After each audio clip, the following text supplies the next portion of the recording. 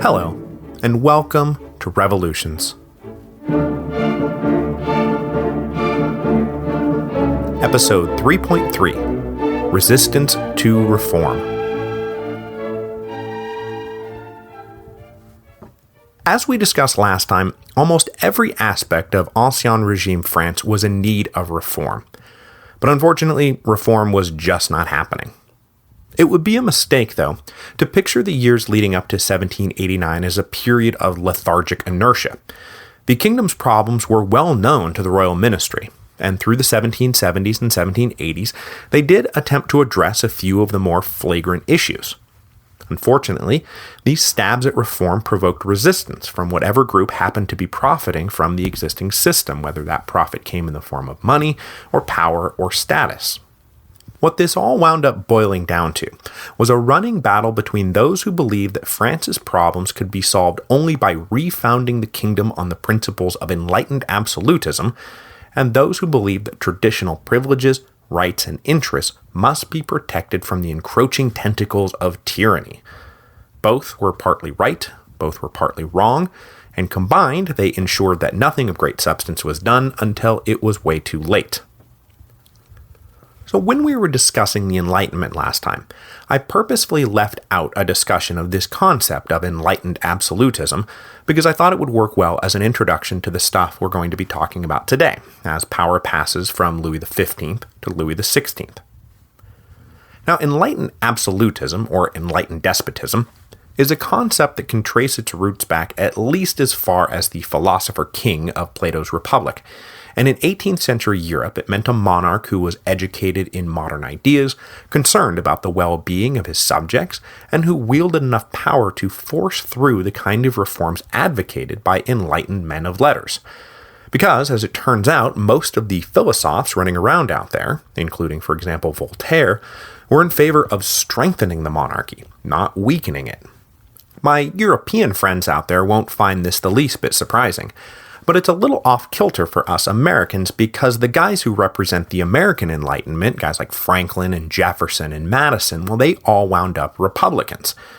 But back in the old world, Enlightenment thinkers surveyed the political landscape and determined that the only way to drag their kingdoms into the modern era was if a wise and benevolent and powerful executive did the pulling. And during the 18th century, there was a trio of monarchs who seemed to prove this point. Frederick the Great of Prussia, who ruled from 1740 to 1786 and is essentially the great enlightened monarch, Catherine the Great of Russia, who ruled from 1762 to 1796, and then Joseph II, who was Holy Roman Emperor from 1741 to 1790. All three in their own way modernized their kingdoms, promoted the arts and sciences, reformed outdated legal systems and military structures and economic relationships, like all the reforms that Ancien Regime France was desperately in need of, especially if France hoped to keep up with her rapidly modernizing European rivals. But of course, power is a zero-sum game, so strengthening the central monarchy meant that someone or something out there was going to get weaker. And what's kind of ironic is that the guy who everyone tended to revere as the great French political scientist, that is Montesquieu, did not believe in enlightened absolutism at all. As I mentioned last time, Montesquieu approached politics with an aristocratic worldview that favored curtailing rather than enhancing royal power.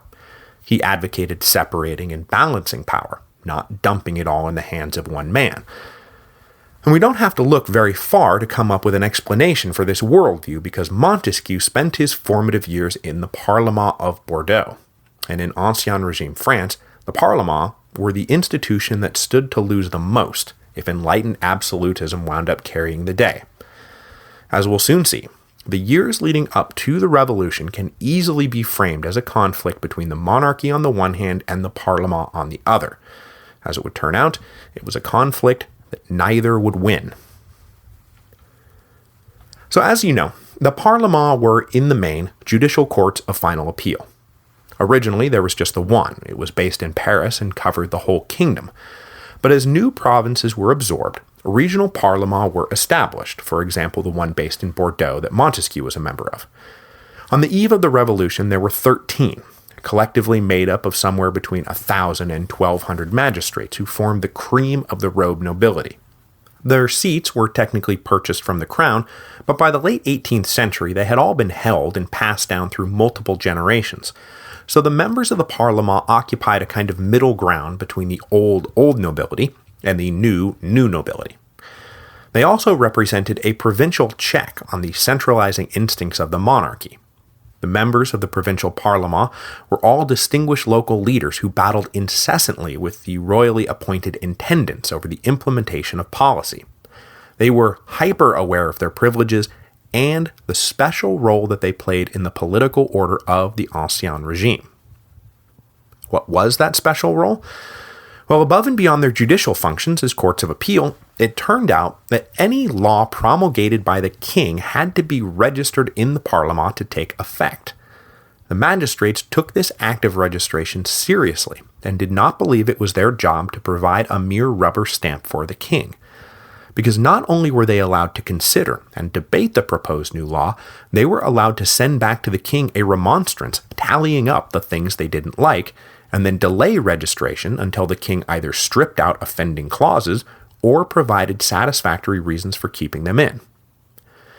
This gave the Parlement collectively a sense that they were the defenders of political liberty in France, because without them keeping watch, the king would quickly become a tyrant. Now, of course, as with so many other French political institutions, the Parlement had been pretty well brought to heel by Louis XIV. But after his death, they started to flex their political muscle again, constantly pushing back against the ministries of Louis XV, perfecting the art of delay and obstructionism, and forcing the king to modify or give up anything he wasn't ready to battle to the death over. But there was a limit to how far the Parlement could hold back the monarchy, because at the end of the day the king held the final trump card, a trump card called the lit de justice. This was the king exercising his prerogative to come down to the Parlement in person, and after a fancy ceremony, force registration of the new law by his own royal authority. Now, if you're the king, you don't want to resort to a lit de justice because it looks bad, and concepts like public opinion are starting to work their way into the political process. But during the reign of Louis XV, the use of the lit de justice picked up because it had to. The Parlement were pushing back against royal edicts with increasing frequency, especially after the first vatième was created in 1749. That was that 5% income tax that was levied on everyone equally. As you can imagine, the nobles of the Parlement did not think much of this tyrannical encroachment on their privileges, and they fought its implementation. And this is a good example of why so many French philosophers supported the idea of enlightened absolutism. All the royal ministry was trying to do was get the government on sound financial footing by spreading taxes more equitably across the three estates. What could be more rational and more beneficial? And here's this little clique of self-interested nobles trying to stop it, just because they didn't want to kick in their fair share. It's maddening. That said, the magistrates were pretty good at convincing the public that the cause of the Parlement was synonymous with the cause of liberty and justice, and public opinion generally supported them in their battles with the monarchy. These running battles finally came to a head during the last ministry of Louis XV, a ministry led by a guy named René Nicolas de Maupeou. Now, Maupeou came up through the ranks of the Paris Parlement, and during the 1750s he was actually a key player in the defense of the Parlement against royal encroachment, a defense he continued to wage when he became president of the Parlement in 1763. But then, in 1768, Maupeou became Lord Chancellor, that is, the royal minister in charge of the French judiciary. No doubt his colleagues in the Parlement hoped that from this position, Maupeou would continue to defend their interests. But the appointment put him on the other side of the political fence, as it was the Lord Chancellor's job to ensure that royal decrees were duly registered by the Parlement, and Maupeou embraced his new role as advocate for the monarchy. After being appointed Lord Chancellor, Maupeou engaged in some court intrigues far too esoteric for us to get into here, that resulted in the appointment of Joseph-Marie Théret as Controller General of Finances in 1769, and then Maupou's own appointment as Chief Minister in December 1770. Now, Maupeou and Terre were interested in putting the monarchy on better financial footing, and so they naturally targeted noble tax privileges. But they also had their eye on reforming the tax farming used to collect all those indirect taxes we talked about last week. To ensure the reforms could be implemented smoothly, Maupeou started undercutting the authority of his old friends in the Parlement. He issued decrees designed to limit their ability to stall legislation, and he hindered the ability of the 13 Parlements to collectively communicate with each other. The Paris Parlement, of course, refused to register these decrees, and so in December 1770, just as he was being appointed chief minister, Maupeou convinced Louis XV to issue the Lit de Justice and force registration. Once he was officially chief minister, he punished the Paris Parlement by suspending their functions and exiling them from the city, which was a pretty audacious power play. After sweeping aside the Paris Parlement, Maupeou set himself to creating a completely new judicial system for France. He established a temporary judicial council to keep the wheels of justice moving until he could implement his new scheme, which featured 6 superior court districts and a reconstituted Paris Parlement that would be staffed by magistrates appointed and paid by the crown, rather than by nobles who had inherited their positions. Like he had once done. But this was just the beginning. Maupeou was aiming at nothing less than the wholesale abolition of the ungodly patchwork of courts that defined the French judicial system, hopefully replacing it with a uniform set of laws and courts. Resistance from the provincial parlement to all of this was of course swift, which led Maupeou to simply suspend and banish whoever didn't like the new order. Now this is all pretty heavy-handed, but alongside the resistance, it would appear that a lot of people in the legal community looked at the reforms with undisguised relief. The Paris bar agreed to carry on their legal work under the new framework, and many ambitious and/or enlightened lawyers were all too happy to take up appointments in a system that promised to be more rational and more equitable. With the Parlement out of the way, Maupeou and Controller General Terre went back to trying to establish a better tax structure and rein in the abuses of the tax farmers. But all this ultimately accomplished was to add to the ministry's growing list of really powerful enemies. Maupeou managed to hold the line because he retained the confidence of Louis XV, but Louis XV was pretty checked out by this point in his reign and not particularly popular with anyone anyway. So with each passing year, support for Maupou's grand reorganization dwindled, especially because backers of the Parlement were, as I said, quite adept at framing all of this as a battle not between a modernizing ministry and selfish defenders of old privilege, but rather as a battle between a tyrannical ministry and the great defenders of French liberty. When Louis XV finally died in May 1774, it swept away the last political leg Maupeou and his allies had to stand on. After a few months, the new 19-year-old King Louis XVI was convinced to scrap the whole reform project, sack Maupeou and his ministry, and reinstate the Parlement to their former positions. But though the return of the Parlement was greeted with great public fanfare, the whole business left everyone just a little worse for the wear.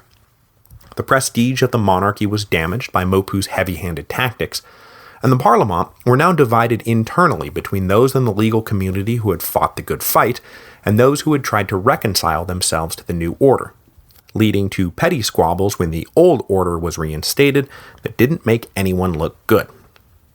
One final note on this, just for the sake of historical trivia, is that Maupeou wound up being the last Lord Chancellor of France, because when he was dismissed, he refused to resign his office, and was still technically Lord Chancellor when the office was abolished by the Constituent Assembly in 1790. Now, though any hope at reforming the judicial system was now pretty much dead, there was still a chance for economic and financial reform. But after Controller General Terre was shown the door along with Maupeou in August 1774, those economic and financial reforms took on an entirely different character, because the new Controller General was a guy named Henri Jacques Turgot, who was an acolyte of something called physiocracy. Physiocracy was an economic theory that existed in between the dying theory of mercantilism and the rising classical liberalism that Adam Smith was currently hard at work on up in Scotland. The The physiocrats believed first and foremost that the wealth of the nation was rooted exclusively in the land. It wasn't about amassing gold or having a favorable balance of trade with rival powers. It was about agricultural labor. Everything else was merely a secondary offshoot. But when it came to those secondary offshoots like manufacturing and trade, the physiocrats further believed that the economy should be as free as possible. So they believed, for example, that the guild system was an anachronism that needed to die, that the web of internal customs barriers was crippling trade, and that all the indirect taxes on consumer goods hurt the entire commercial chain, from producer all the way to consumer. It was, in fact, one of the leading physiocrats, a guy named Vincent de Guarnay, who allegedly coined the term laissez-faire, which roughly translates as let do, as in let the economy run itself. So as I said, our new Controller General Turgot was into all this stuff, having fallen in with the physiocrats back in the 1750s. Turgot began publishing his own works on economics and philosophy, and like many other contemporary philosophers, including his great friend Voltaire, contributed articles to the encyclopedia. But it was his work as intendant of Limoges that really cemented his reputation. Appointed in 1761, he would serve there until he was elevated into the royal ministry in 1774. And during those 13 years, he was able to put his theories into practice, and Limoges became a little physiocrat laboratory. It was a region hit particularly hard by the haphazard and regressive system of taxation, and Turgot worked hard to complete a modern land survey to distribute the land taxes more equitably. He also sought to lessen the burden of indirect taxes on consumer goods, and most especially convert the corvée, the system of forced labor for public works, into a money tax, assessed on the province as a whole, which was designed to spread the cost of building and maintaining the roads around to everybody. During this period, he also continued to publish his attacks on the crushing great load of obstacles to unleashing the full power of the French economy.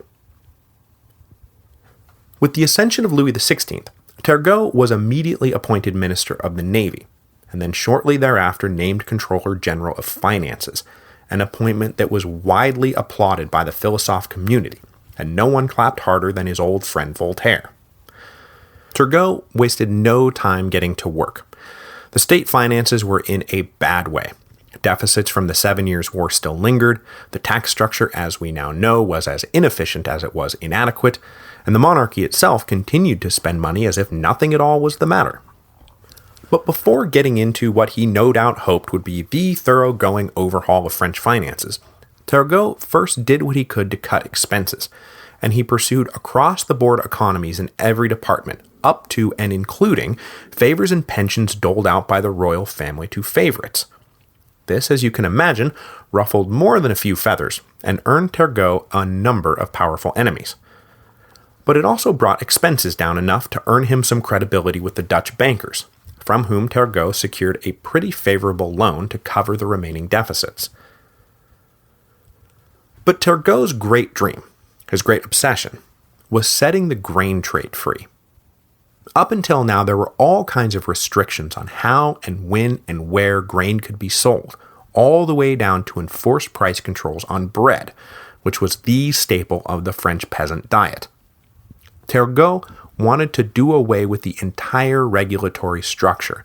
It was forever depressing the French economy, which was rooted, remember, in agriculture, because it forced farmers to sell below the worth of their labor. If the grain was set free and sold where it was needed, when it was needed, for whatever price it could fetch, the entire French economy would blossom. Sure, there might be some kinks at first, but in the long run, wages and prices would no doubt be brought into proper alignment that more accurately reflected the true worth of the French economy, and everyone, landowner, farmer, consumer, would be better off. Unfortunately for Turgot, he launched this project in late 1774, just as France was being hit by bad harvests. At least, bad harvests in some areas, and good harvests in other areas. With all the previous restrictions on the grain trade lifted, those with a grain surplus were now free to sell to those with a grain deficit, at exactly the kind of premium you might expect. It's called supply and demand. It's new, but you'll get used to it. But it was not just the hard-hit areas that paid the premium. Free of regulation, the landowners with plenty of grain to sell were all too happy to move their entire supply out of the home province to fetch the higher prices. Unless, of course, you'd care to match the price I'm getting over there. The peasants did not take kindly to these sorts of arbitrary price hikes. And though the terminology wasn't around yet, the peasants had a rudimentary belief in the so-called moral economy, where the king, as father protector, was supposed to make sure his subjects were not gouged by unscrupulous profiteers in times of want. So to the average peasant, by following Turgot's new free trade system, the king was failing to perform his most basic duty to his subjects. And when that happened, they felt perfectly justified in taking action, which is how we get to the Flour War of 1775. The Flour War was a widespread series of uprisings in April and May 1775 that targeted landowners, merchants, traders, bakeries, royal officials, and anyone else who seemed to be unjustly profiting from the depleted grain supply. These uprisings were driven in part by a reoccurring paranoid fantasy within the peasantry that the price increases could not simply be about abstract laws of supply and demand working themselves out. It had to be some sort of conspiracy, a conspiracy that they dubbed the Famine Pact.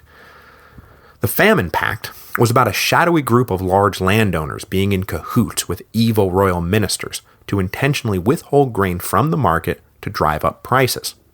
It wasn't true, of course, but given the atmosphere, fear and paranoia were the order of the day. By early May 1775, the tumult hit Paris, where bakeries were looted, and then finally Versailles itself, where protesters gathered outside the palace to demand that the king take action. In the end, young Louis XVI bowed to the pressure, and after sending out 25,000 troops into the provinces to restore order, he returned to a system of fixed prices that forced farmers to move their grain from where it was to where it was needed without any additional markup. Though the crisis quickly passed, in the Flour War we get a glimpse of what's to come, because in the late 1780s, even worse harvests will combine with the still smoldering peasant resentment to spark an even greater wave of rural uprisings.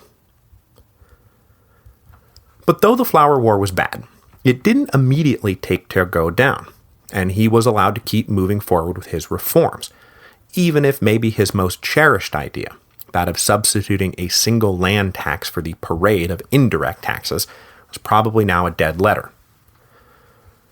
Of further interest to us here at the Revolutions podcast is the fact that at this same moment, the spring of 1775, the American War of Independence is breaking out, and Controller General Turgot winds up being the principal opponent of France getting involved with the American War. Now, given his wider Enlightenment beliefs, he sympathized and cheered on the Americans, but argued that for France to actually commit money was like insane. The deficit is barely manageable. Our revenue system stinks, and you want me to approve a whole new set of loans to finance a war halfway across the world? No, thank you. But Foreign Minister Vergennes made the more persuasive case that it would be quick and cheap, and best of all, humiliate the British. Now I gotta say, if I was in the royal ministry in 1775, I would be totally opposed to getting into this war. But, as a good patriotic American, I would like to say thank you, Vergennes, even if you had a major hand in ultimately engulfing your kingdom in the flames of chaos and revolution. Turgot would of course be proven right. The American War was neither quick nor cheap, and it only kind of humiliated the British. But that prescience did him no good, and he had by now pretty much alienated everyone, from the lowliest peasant right up to the Queen herself, and he was probably already a dead man walking when he issued the 6 edicts in January 1776, 2 of which were particularly controversial: the partial suspension of the trade guilds and a nationwide conversion of the corvée into a money tax, as he had already done as an intendant of Limoges. To make matters worse, in the introductory statement to these edicts, he specifically said that this was all about attacking noble privilege, which meant that the edicts had to be forced through the Parlement by a lit de justice, which was pretty much the last time Louis XVI stuck his neck out for Turgot. And by May 1776, court intrigue forced him to resign. So as with Maupeou, Turgot tried to advance the cause of enlightened absolutism and use it to reform and modernize aspects of the Ancien regime that were long overdue for reform and modernization, and he was met with pushback strong enough to topple both him and his reforms. The interesting thing, though, is that in the Flower War, Turgot faced resistance not from the most privileged classes, but from the very least privileged classes. So, successfully establishing the kind of enlightened absolutist regime advocated by the philosophes required a king who was as tough as he was far-sighted, someone who was willing to overcome the complaints of both his closest courtiers and the anger of the peasant mobs. Unfortunately, Louis XV wasn't much interested in the job, especially as he neared death, and Louis XVI was as tentative as he was inexperienced. So neither king was exactly the perfect candidate to bring enlightened absolutism to France. There was still hope for young Louis XVI, though, and maybe as he grew into the crown, it would sit more confidently on his head. Maybe he too would one day join the pantheon of Frederick and Catherine in the great modernization of Europe. Or maybe it would turn out that tentative vacillation was not a character flaw of young Louis XVI, it was a character flaw of Louis XVI, period, whatever his age might be. I wonder which it could be. Next week, we will push through the last decade of the Ancien regime before the merde starts to really hit the fan in 1786, and introduce the man whose fate wound up being tied so closely to the early days of the Revolution, the Swiss Protestant wonderboy financier Jacques Necker, and his magical ability to distinguish between ordinary and extraordinary royal expenditures.